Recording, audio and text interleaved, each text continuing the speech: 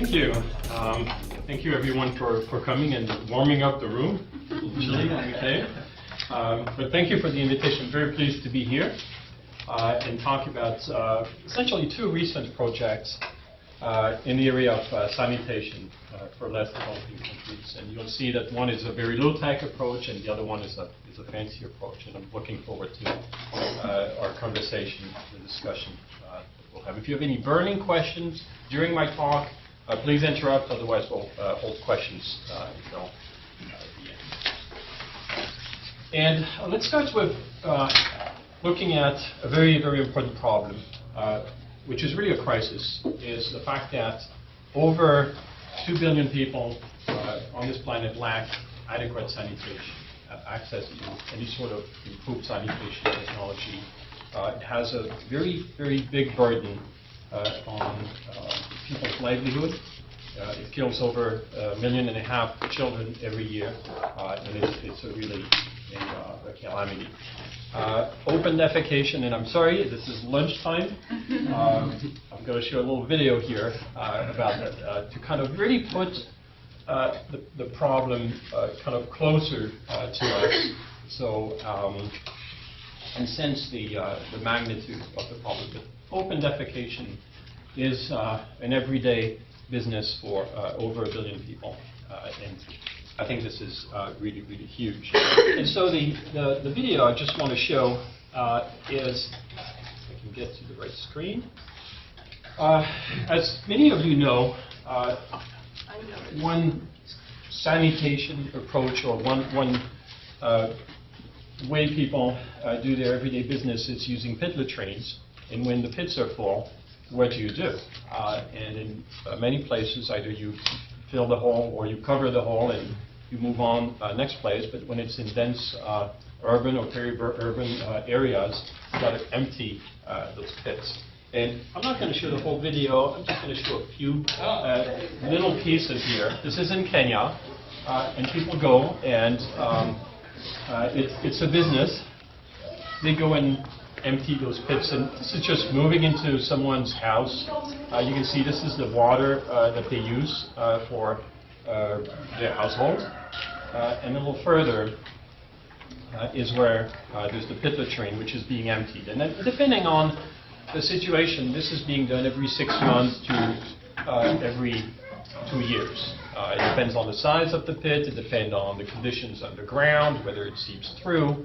But as you can see, it's done many, many times. It's done manually, and it results in pretty hazardous conditions. I'm going to move forward a little bit. And you can see that then they're walking through the house. Things are dripping. We don't have the smell here. It hasn't been invented yet. But it's a big thing. Many times people pour diesel fuel into the pits to cover the smell, or other means to make it kind of being able to withstand the smell and the issues. I'm going to move forward a little more here. And then usually moving, and where do you think it's going to happen? Where do you think it's going to end? Well, the closer the better.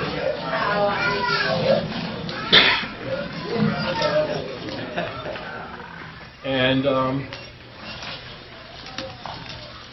also I was told that maybe they covered the drum because they were being shot for the movie. They were filming and they covered the drum, but maybe most of the time it's not being covered. And here it goes. So that's a reality for every day. And if you look a little around, I think the camera is going to turn. That's the same water which is being used for multiple uses in those communities.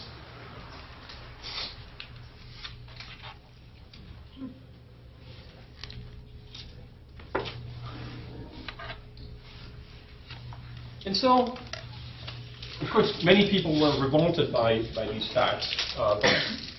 One afternoon, Bill Gates said, we have to put an end to that, and said, let's reinvent the toilet and set some standards for the new toilets, the new technologies. The new toilet should be able to remove pathogens and do effective sanitation. And as I will show you in a few minutes, there is value in our waste. Not tremendous value, because we're reasonably efficient at converting calories into useful thoughts and movement and all kinds of stuff. But there's energy in our waste. There's nitrogen, there's fertilizer value. The new technologies should not be molded on the technologies that we have in this country and the most developed countries, because there's just not enough water and energy to sanitize those wastes. And therefore, it should be able to operate mostly off the grid and not have a very big energy burden. And the cost target is 5 cents per user per day. And how did they get to this number of 5 cents per user per day? It's essentially taking the cost it takes to empty a pit latrine every 6 months for a number of users, and then it comes to 5 cents. And it's kind of an artificial number there, but it's a good target for a community of researchers, engineers, and scientists to try to aim to reach. And one other things that the foundation insists on is that it's not an NGO, and what they would like to see is an effective, decent sanitation business. And what that means is that they would like to see that it promotes an economy, and so when something is going to break down, that people are going to come and fix it because it will promote businesses. And that's the general idea, so that people will have an incentive, that there's a value chain attached to that. And so they came up with this schematic which shows kind of the path from the waste production to some storage, maybe some transport, treatment, and reuse over here. And then what they've done is they've funded a number of activities at different steps of the chain, or encompassing several steps at the time. And the two projects I'm going to talk about are in those two frame boxes here. The first one, which is a low-tech, a local treatment, actually. It's not just storage that we're doing treatment. And another one is a centralized treatment, in which we're taking the waste from a neighborhood, from a small community, and we're treating it. And as I mentioned earlier, we have 2 grants funded by the Gates Foundation. Before I get to that, I just want to have a quick look at our feedstock, what we're treating. We're engineers, we're dealing with materials. It's important to understand what we're dealing with. And on average, a person produces about 400 grams of wet feces, so about 80 grams dry, in 1 liter of urine. And I put here some energy values. So bear with me for a few minutes while I go through it, to show you that, first of all, heating waste is not very expensive from an energy balance, but vaporizing, drying waste is very energy demanding. That there is a lot of energy in burning methane, or as I'll show you later, biogas, and that if you want to burn dry feces, you get quite a lot of energy, but if you want to dry the feces and then burn the solid, there's a big penalty, which is due to the fact that you need to vaporize the moisture content. And then if you take your mixed waste of urine and feces and you want to try and dry and burn, it's just not going to be efficient, because it's too costly to remove all that water. So here are just a few numbers here.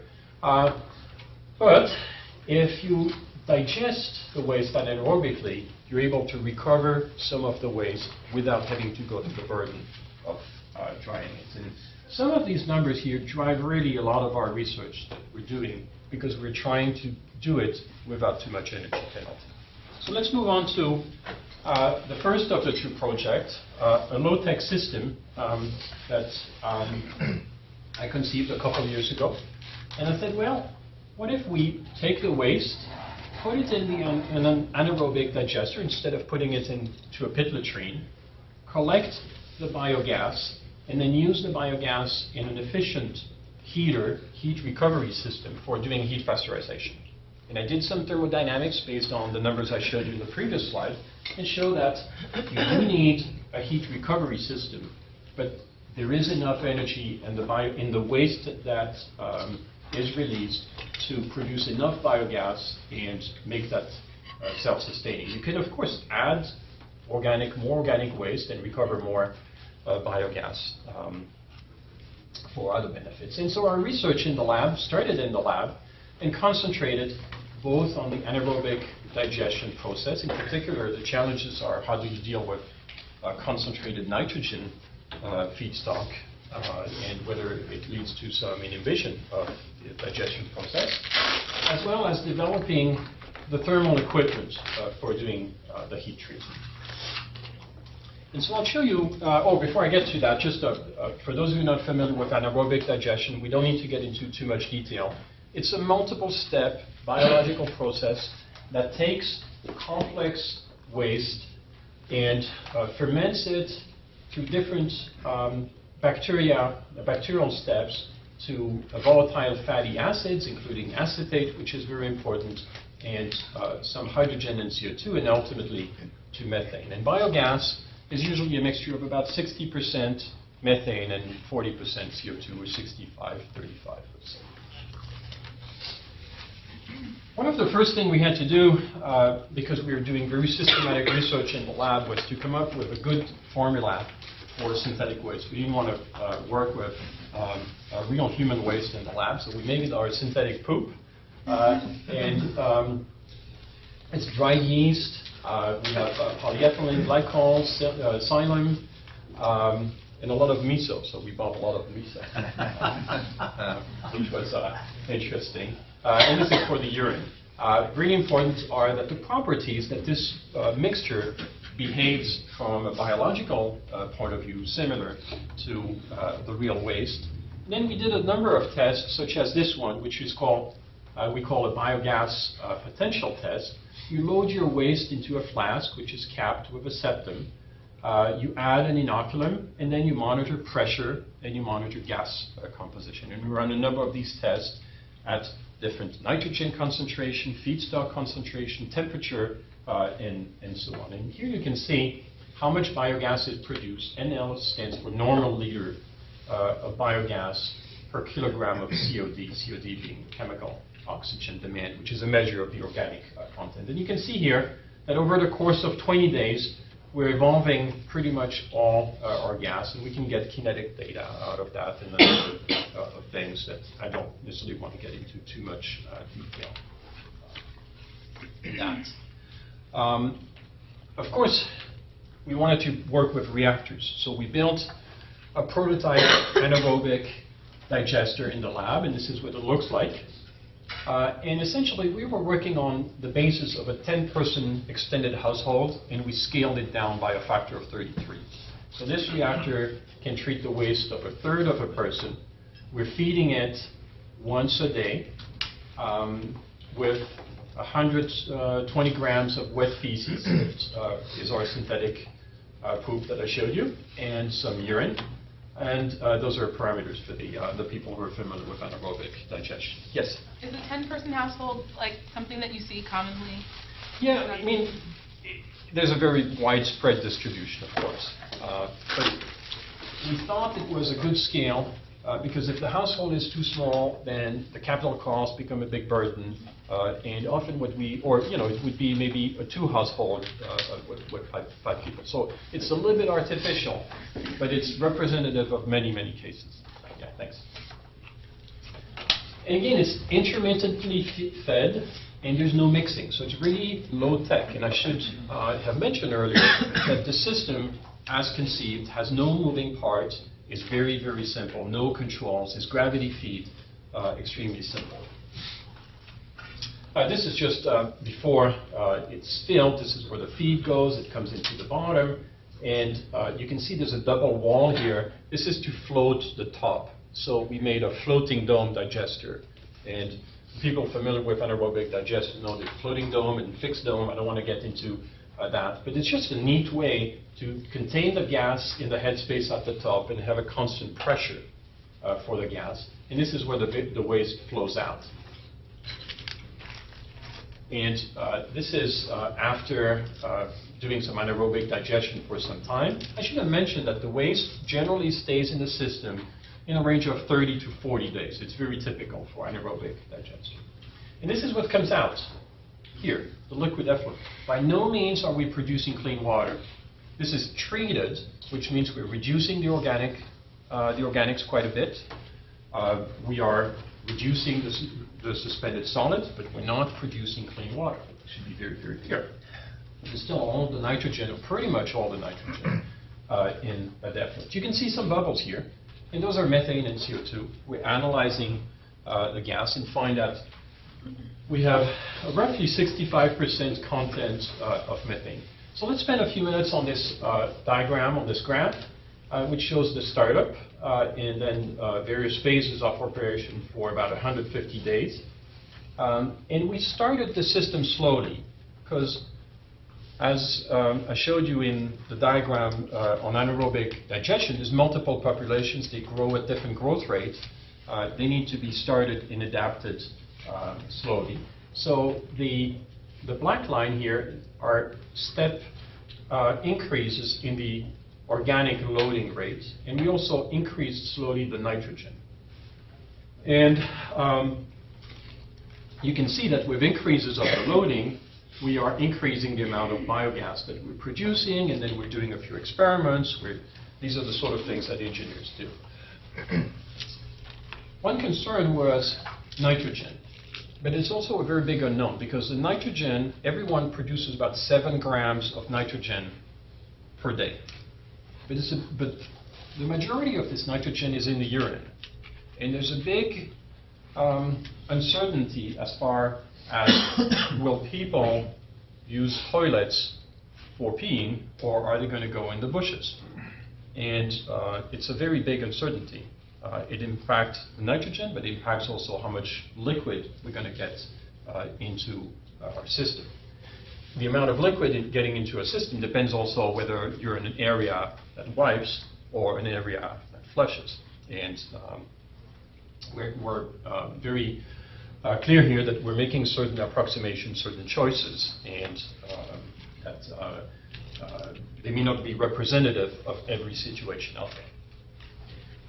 But by and large, we're very happy with those results, because we're able to produce quite a bit of biogas, as is shown here. We do see an impact of nitrogen as we increase nitrogen. We ran the system longer. And on average, we're getting about 350 to 400 liters of biogas for this 10-person household. The experiment was extended, so this is where the previous graph stopped, and you can see that we got a decrease in biogas production, and it was very puzzling. We did a lot of troubleshooting. We thought it was too much nitrogen. We thought there was some short-circuiting, all kinds of stuff. And at the end, we said, well, maybe our bacteria is just not happy because they're missing a critical element, and we gave them a little booster shot of trace metals. And you can see there was immediately a recovery of the biogas production. Conditions were kept steady. And so we don't know exactly which metal. We suspect either iron, cobalt, or nickel, and our guess is maybe cobalt. Remember that we're not treating real wastes, and we did our best job in making a good composition. So we don't know if this is representative of the field, but it's certainly something that has our attention. But after feeding, and then we continued feeding metals, we recovered really good biogas production, even after we increased the nitrogen to a full 7 grams of nitrogen per liter, which is a full strength. It's a very concentrated nitrogen stream. What we're able to show with biogas potential tests done in flask, as I showed you earlier, was that having an acclimated population in our anaerobic digestion is very important. If you shock bacteria directly with 7 grams per liter, they really don't produce biogas well. But if you increase them, their concentration exposure, they do much, much better. COD removal, chemical oxygen demand removal. You see, this is the inlet, this is the, this is the inlet, this is the outlet. We're removing about 60 to 80%. Again, it's not perfect treatment, but we'll take it. It's a pretty good treatment, and most of the COD in the effluent is in the liquid, some BFAs that are left. I want to move to the second part of our treatment system, which is the heat pasteurization system. And this is just a diagram showing the idea, the principle. So this is what's coming from the digester, and it goes into a heat exchanger system. It's preheated, then it gets into a heater, and then the effluent travels back in a countercurrent fashion. This is what we call a countercurrent heat exchanger, to exchange its heat to the influent stream. There's nothing new about countercurrent heat exchangers. You know, they've been existing in the chemical engineering industry for over a century. What is different, though, is that this is gravity-fed.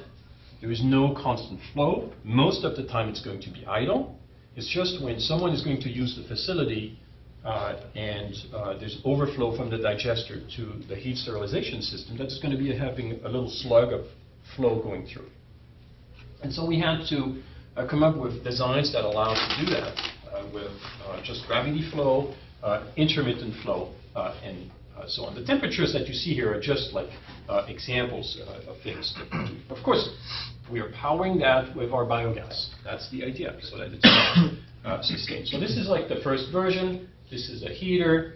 This actually I built in my garage, and you can see a bunch of data loggers for temperatures at the bottom. The heater was originally made with, and we want to have simple materials. It should be easily manufacturable. This was made with a paint can and a tomato soup can inverted. The flame is nested inside here, inside that tomato soup can, a simple Bunsen burner, and the exhaust passes through the liquid through some tubes. This is a scaled-down version of your water heater. The one you have at home, this is a scaled-down version, except much smaller. It's like anywhere between 30 and 120 watts, depending on how much biogas you're putting through. Well, this is our third version. We've changed the configuration of the heat exchanger. We're now in a tube and shell. The heater is a little nicer. We're in a frame system. We have computer monitoring of temperatures. This is where the feed goes. It goes in, it goes into the heater, and then things go back. Efficiency is key. If our system is not efficient, we're going to use too much biogas, and it's not going to be working.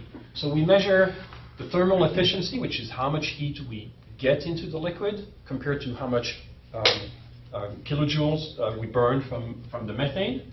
And of course, as you increase temperature, the efficiency decreases because of losses. But we've got some pretty good efficiency, and the red dotted line here is Energy Star rating.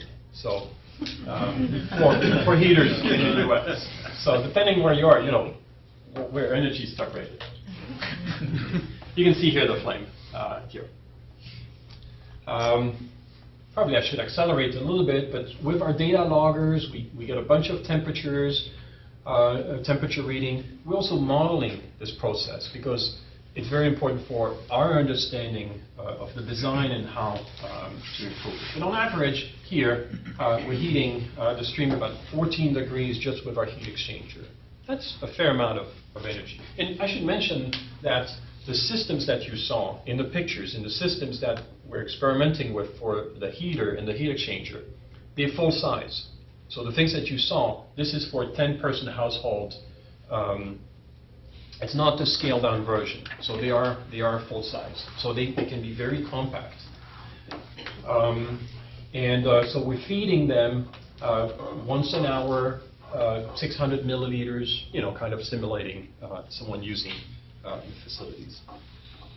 And here you can see how after we feed, the temperature is dipping and then it's climbing back up. Here we're trying to maintain the temperature around 70 degrees. The residence time in the system is several hours, and that's quite sufficient for doing a lot of damage on the bacteria that goes through. And this is just with water that we test.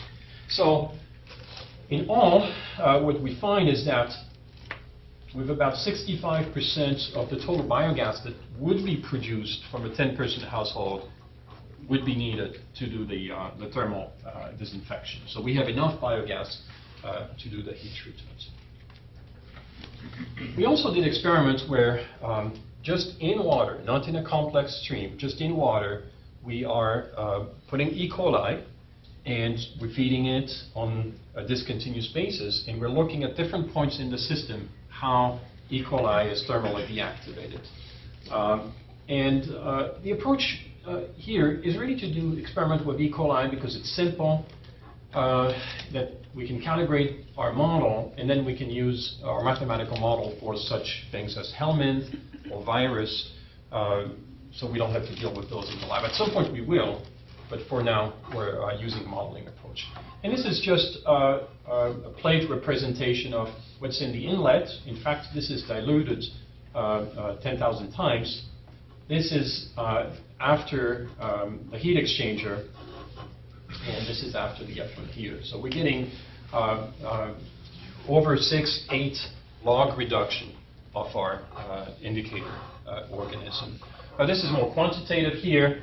You can see on the log scale in colony forming units per milliliter for different temperatures of our heater. You can see that how it decreases as we go from the inlet, just before the heater, just after the heater. And you can see, I mean, the heater is really what does the lion's share of the work. And in the effluent, and this is just a cumulative sample in the effluent. So what it shows, too, is that at the highest setting, we're already getting about 1.5 log reduction just in the heat exchanger because of the exposure to high temperature. Well, the lab is one thing. The reality in the field is a different thing. So we felt the need to go and do a demonstration, and we found outstanding partners in Eldoret, Kenya, and some of you may be familiar with Eldoret. And Aaron, who's here, spent 3 months in Eldoret last summer to kind of take our findings into the real world with some lots of fun and interesting findings too. We found with our partners there, University of Eldoret, and a fellow who some of you may know, Patrick O'Mara, who's affiliated with Duke as well, or connected to Duke and his wife as well. We found 3, they call them estates, and they're kind of housing units that house anywhere from 20 to 40 people. And generally they have water, a warm water tap, and generally they use a pit latrine. In this particular case, the pit latrine is hidden on the side. This one has a bit more land. But that's kind of how they live. And what we set to do was to build a structure on which we would install 3 toilets, install our digester underneath so that it would gravity feed into the digester. Again, we want no pump. We don't want any complicated moving parts. And construct locally heaters and heat exchanger to treat the effluents the way I just showed you that we were doing in the lab. So this is further along in the construction. The 3 locations, we did a little subtlety in terms of what we're treating. In one system, we're treating feces and urine. The other one, we're using a urine diversion toilet. And the other one has food waste mingled. And in all, it affects about 30 people per site. This is just a few more pictures. A local tinsmith. This is our heater. This is the much nicer one that he built. You can see it here. The heat exchanger. They were able to make those with local material relatively easily. This is Aaron with our local partners. And you can see a little bit some details of the construction here. We do not have a lot of quantitative results at this time, and so I'll give you just a brief update of the status. The systems are being used. People, of course, we went through a startup routine, acclimating bacteria, a slow feeding starts, etc., very much like we do in the lab. And then people started using the systems. There's quite a bit of interest from the local people on the for the biogas that is being produced. They say, oh, can we buy biogas? What can we do with it? As well as nitrogen. Remember, 7 grams per person per day of nitrogen.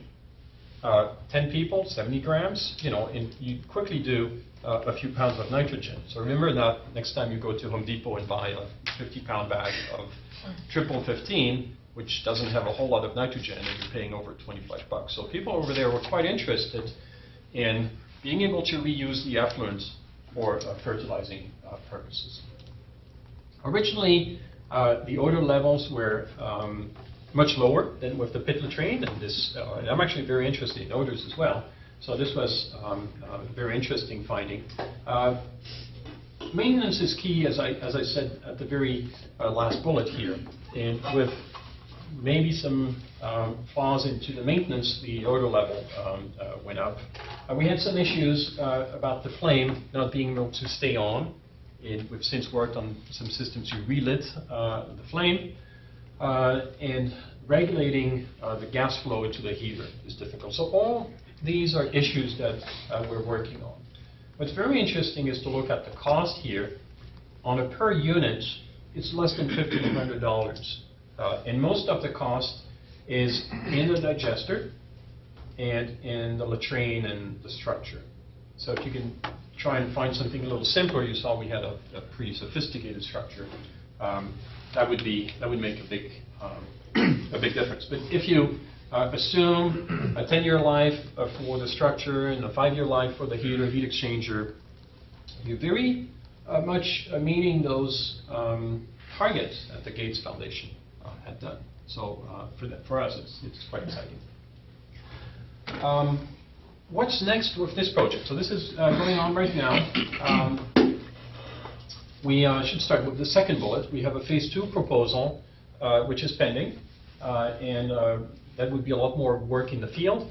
For that, we're teaming up with Subrendu Patnaik and Marc, and if it's funded, we're going to be doing more in India, like 40, 50 systems, work with people to see how they like it, if we can do improvements, adaptation, and so on. And of course, we need to continue innovation. We're working on a baffled reactor, which the waste will travel in a more, what we call plug flow manner, so that we get better treatment, in particular in terms of COD treatment. And we're thinking about post-treatment to make the water cleaner in places where it would have some interest in making cleaner water. This is a new generation of heater that has baffles, and so we might get even greater disinfection in that heater. We're also working with a company in India called Iram Scientific, and we are integrating our system with what they have called the e-toilet, which is kind of a self-contained toilet where users pay a small fee to use the toilet, and we're going to attach our digester and treatment system. For that, we need a small pump. The Gates Foundation is organizing a fair in New Delhi in March, and we'll be showcasing this as well as the other project. What other things are happening? We connected with a foundation in the Philippines, which they're building. We gave them our recipe, and they're building systems. And what's interesting with them is that they are doing it together with an educational program. And that's a little bit new for us engineers who like to work with wrenches and nuts and bolts, but now we're going to work with people. And so that's interesting. We've had contact in Ghana as well as in Madagascar. Madagascar, they're very interested in heating their digester to achieve better performance. and you're also producing electricity with the biogas. And I have led 2 teams of students last year, and this year we have 3 teams of mechanical engineers and energy and the environment capstone students, and they're working on converting a simple gasoline generator to run on biogas, but also for combined heat and power, so making heat. And if it is successful, we're going to ship our generator to Madagascar. So those are some of the things going on. I mentioned odor control because I'm very interested, or done in my previous life or other occupations. I've done a lot of odor control using simple methods. This is our second project, and so we're moving from low tech to high tech. And it's a newer grant, it's a much larger one. It's equally exciting, and you'll see why in a few minutes. Supercritical water oxidation. How many of you are familiar with supercritical water? At least people in my lab should raise their hand. Okay, here we go. Here's our vision and idea. We are building a container that will be able to treat the waste of about 1,200 people. And we will attempt to be energy neutral. We know we're not going to get there in the next year or so. The idea is to take the waste and treat it with supercritical water oxidation. I'll explain that in a minute. And what it does, it releases clean water, steam, some energy, and a harmless solid. We're doing that also in collaboration with Jay Golden here on campus, and he's looking at how we integrate the technology in a value chain, because we would like to develop the right technology and the business models that will make it suitable for implementation. So we don't want to just develop a mousetrap and then run after a mouse to figure out which one is going to fit. We want to find the right technology. So just kind of repeat the project objectives. We're looking at about 1,200 users. We think it's a good size. This from the range from 1,000 to 2,000 maybe. We would like to operate off the grid. This is our target.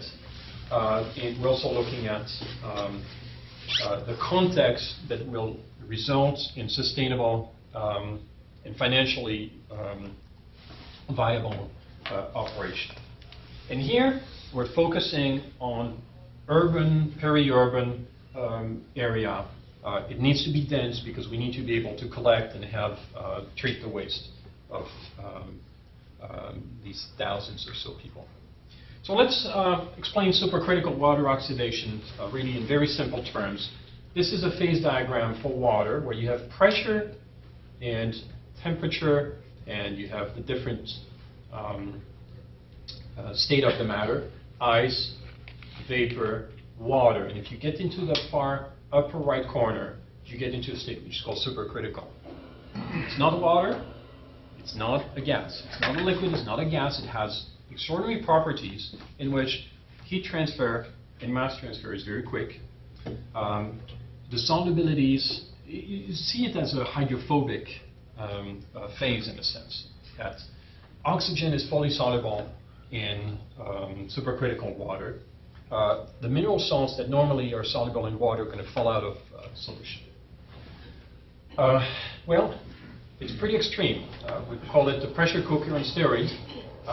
Over 374 degrees C, or 700 degrees F, 220 or so atmosphere. It's pretty big. But reactions is really fast. We're talking about seconds. We're not talking about 40 days retention time, not minutes. We're talking about 5, 10, 20 seconds. And what it does, in the presence of oxygen, we get CO2 and we get nitrogen gas and some benign salts. And so here's some diagrams, some pictures. This is our influent waste. This is our synthetic waste. And this is the water that comes out. It's clean. In fact, Doug, you did drink some water. I committed to drink the water that's going to come out of our prototype. Stay tuned. We'll post.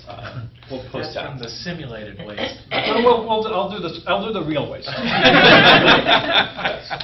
I have a video showing that this is going in and this is going out. This is a prototype commercial facility of an industrial partner that we started conversation with when we started this project, and we've since gone different ways. I'm going to skip the video just in the interest of time. Let me just very quickly talk about the pros and the cons of the technology. It's a chemical process or a thermochemical process. It's very quick. It destroys the organics, but because it's still lower temperature than combustion. You know, in a way, it's combustion in water at low temperature. We're not producing NOx. We're not producing SOx. At these conditions, everything is killed. It can be energy self-sufficient. That's on paper. The proof is in good engineering. We have the possibility of producing clean and hot water to recycle to the communities into ablution blocks and showers and laundry and that kind of stuff. But we could also treat hazardous waste into the system. You know, kind of old paints or oil, waste oil, that kind of stuff. Bring it on. It's energy into the system. We like that. And so we can imagine various value chain in which this can be integrated. There is a disadvantage too, of course. I mean, it's a high-tech system, and we'll have to deal with that in a low-tech environment. Other technical challenges is corrosion of the system, the salt precipitating, and of course cost. It's not cheap. So let's show you just a few results. This is from our partner Bill Jacoby at Mizzou, who is co-PI on the grant. This is the distance from the inlet of a lab-scale reactor. And this is just temperature, showing that it shoots up very, very quickly as a result of the combustion of the organic. And after which the combustion is complete, this is within a few seconds. Then we have heat losses, temperature going down. Notice the high temperature. This is at 240 bars. We're oxidizing the waste, compressing air. We're going to run the system with air. Compressing air is going to be a big cost, so just having the right amount is critical. And so here is, I'm reporting the maximum temperature in red and the degree of conversion as a function of how much excess oxygen we put in the system. And 0% means just the stoichiometric amount. So we do need stoichiometric amount. The reaction is just slow to complete.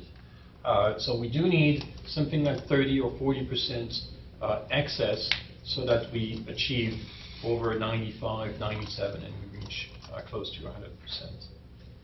And so these are results that we're using now to go through the design process and being able to size some of the equipment in our container unit. This is just a visual representation of how the effluent water changes from the feed as we add greater excess of oxygen. Again, reaction is within 10 seconds. So this is just a quick representation of some rendering of our reactor. I think I'm not going to spend a whole lot of time. The reaction zone is actually very short.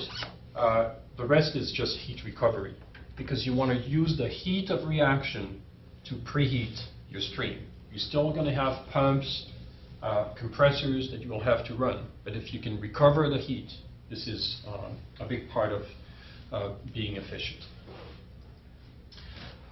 Where are we in our project? We started in April last year. We spent a lot of time on design, and we have a container. You can see this is Doug. This is a 20-foot container that will house the 1,200 people capacity, treatment capacity.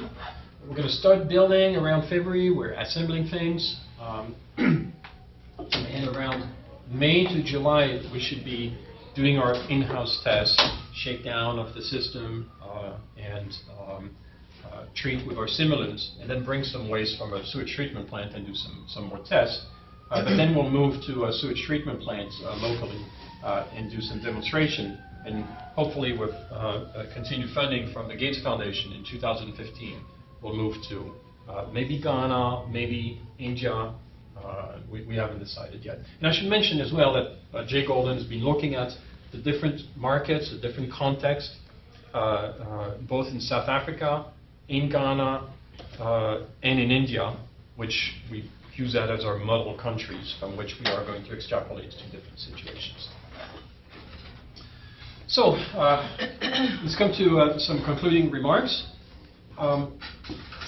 It's not simple, and the problem is huge, as I said in the very beginning. And we're trying hard. We're working on our solutions, and we're trying to make a dent into this massive problem. It's very clear that the solution is not a silver bullet. The solution is going from a multitude of technologies, from combination of technologies put together, and that the solutions are going to be adapted to the local markets, individual preferences, and subject to local constraints, economical constraints, social factors, etc.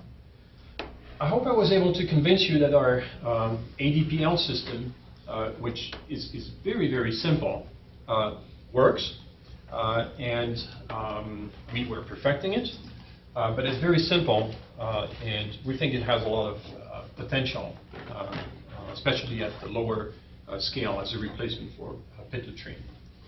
Supercritical water oxidation, and I didn't mention gasification. It's a different way that it can be run and produce energy that can be reinvested in the system. But supercritical water treatment is very promising. The road to success is challenging, and it's not going to be a linear path, and it's not a straight shot. But we have a great team working on it, and I have full faith in their technical abilities. And so I think we are going to come up with some very good things.